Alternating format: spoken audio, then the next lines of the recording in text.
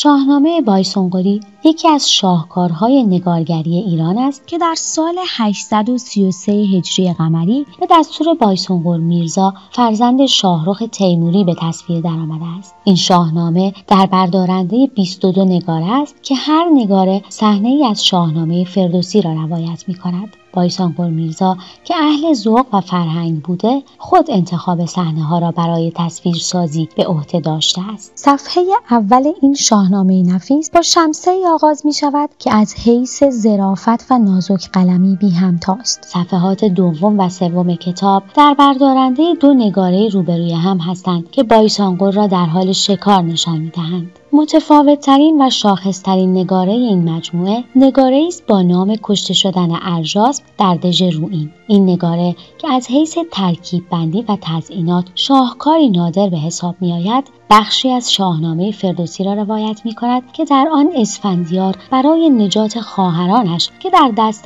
ارجاسپ اسیر شده‌اند با چهره‌ای مبدل به شکل بازرگانی به افغانستان می‌رود. در آنجا سپاهیان ارجاسپ را با ترفندی مست می‌کند و لشکریان خود را از دروازه وارد قلعه روئین دژ می‌کند. افراد اسفندیار به رنگ طلایی رنگامیزی شده‌اند، رنگی که در فرهنگ ایرانی نماد خورشید و قداست است. در مقابل سپاه ارجاسپ به رنگ بنفش نقش شده‌اند که دقیقاً متضاد رنگ زرد است و از نظر روانشناسی تنهایی را القا می‌کند. این انزوا و تنهایی برآمده از رنگ بنفش در این نگاره در جهت القای شکست نیروهای ارجاسپ در مقابل سربازان اسفندیار به کار گرفته شده است. با نگاه به این نگاره می‌توان افراد اسفندیار را که به 3 دسته تقسیم شده‌اند شناسایی کرد. عده‌ای از آنها به مراقبت از ورودی دژ گمارده شده‌اند و عده‌ای دیگر به محافظت از خواهران اسفندیار. قرار گرفتن خواهران اسفندیار در مرکز اثر نشان از هوشمندی نگارگر در تأکید بر نقش پر اهمیت آنان در داستان دارد. دسته سوم نیز برای کشتن ارجاسپ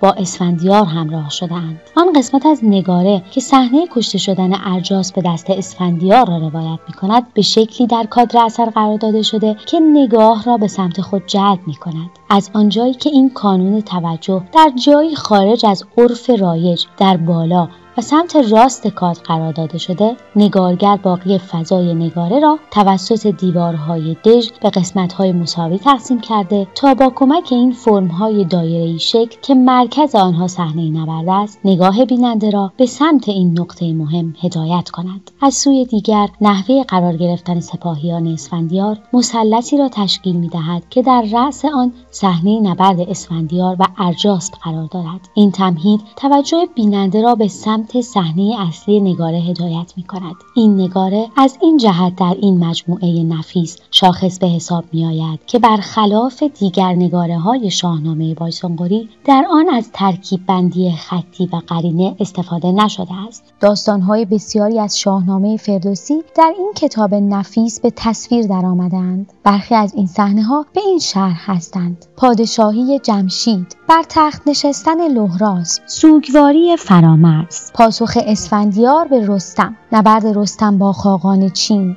دربند شدن ضحاک، نبرد رستم با دیو سپید، خان اول اسفندیار، قتل سیاوش، گرفتن بهرام گور، بر تخت شدن کیکاووس، نبرد کیخسرو با افراسیاب و دیدار گلنار و اردشیر. تصویرسازی شاهنامه فردوسی مضمونی رایج در نگارگری ایران بوده است. چنانکه پیشتر از شاهنامه بایسونقری، شاهنامه دموت به تصویر درآمده بود و بعد از این 2 شاهنامه طهماسبی.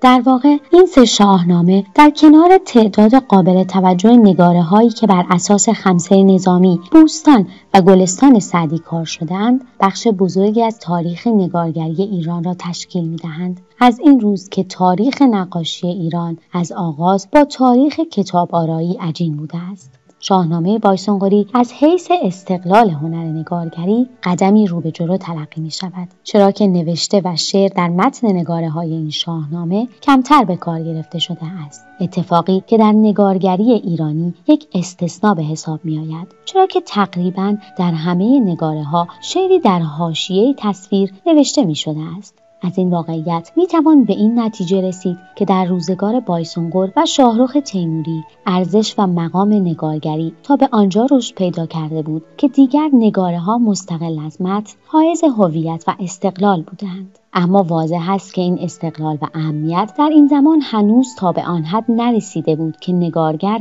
در خود نگاره نام خود را امضا کند و یا به اصطلاح آن زمان رقم بزند. به این دلیل است که امروزه ما نام هنرمندان نگاره‌های شاهنامه بایسانقری را به طور مشخص و مجزا نمی‌دانیم. تنها می‌دانیم که عده‌ای بالغ بر 40 نفر تذهیبکار و نگارگر تحت سرپرستی جعفر تبریزی که خود خط نستعلیق این نسخه را نگاشته به کار بر روی این کتاب مشغول بودند. با این حال نام چند نفر که مهمتر و زبده‌تر از دیگران بودند به جا مانده است. نگارگرانی چون میر خلیل و پیر احمد. اهمیت دیگر شاهنامه بایسانقری در شیوه و سبک نگاره هاست. شاهنامه بایسانقری که بعد از شاهنامه دموت به تصویر درآمده، برخلاف نگاره های شاهنامه دموت که در آن به وضوح رد پای هنر بیزانس و چین دیده می شود، عاری از عناصر بصری غیر ایرانی است. در واقع نگارگری ایرانی در تصویرسازی های این شاهنامه به استقلال سبک و عناصر دیداری دست یافته است. از این رو تاریخ‌نگاران هنر ایران این شاهنامه را نقطه آغاز و اطلاع مکتب هرات در نگارگری ایران در نظر می‌گیرند. خصوصیت بارز این مکتب دستیابی به ترکیب بندی‌های سنجیده در کنار همنشینی پرتباین رنگ‌ها است. مکتب هرات که برآمده از سالهای استیلای تیموریان بر ایران است، حاصل علاقه تیمور به آشنا ساختن شاهزاده‌های مغول‌تبار با فرهنگ ایرانی بود. در دوران تیمور و بعدها شاهرخ پسر او به کتابخانه‌های سلطنتی دستور داده شد تا کتب مهم فرهنگی ایران را به شکل جنگ‌های تصویرسازی شده برای استفاده شاهزادگان فراهم کنند. این کار از طرفی باعث می‌شد که شاهزادگان با زبان و فرهنگ اقلیمی که قرار بود بر آن حکمرانی کنند آشنایی و انس پیدا کرده و از سوی دیگر در نظر مردم ایران اشغالگرانی بیگانه جلوه نکنند. شاهنامه فردوسی، لیلی و مجنون، بوستان و گلستان سعدی همه بر طبق این رویکرد در دوره تیموری تصویرسازی شده‌اند. مکتب هرات با هجوم ازبک‌ها به هرات موقتاً دچار افول شد، اما کمی بعد در ثبات سیاسی اجتماعی دربار سلطان حسین بایقرا و وزیر کاردانش امیرعلی شیر نوایی بالیدن گرفت، تا آنجا که چهره‌ای بی همتا چون کمال الدین بهزاد را به هنر ایران عرضه داشت. هنر نقاشی در ایران با ورود اسلام در طی سده‌های متوالی کنج عزلت اختیار کرد و تنها در دوره عباسی حضور خود را در کتاب‌های علمی یا جغرافی دوباره متجلی ساخت. از این رو شاهنامه بایسانقری نقطه عطفی است در تاریخ نگارگری ایران، چرا که نگاره‌های این شاهنامه اطلاع سنت تصویری نگارگران ایرانی به حساب می‌آیند که بعد از قرن‌ها انزوا به واسطه ممنوعیت تصویرگری باز از دل کتاب‌آرایی سر برآورده‌اند، یعنی از همان جایی که طبق سنت مانوی در آن ریشه داشتند. شاهنامه بایسانقری امروز در کتابخانه کاخ موزه گلستان نگهداری می‌شود.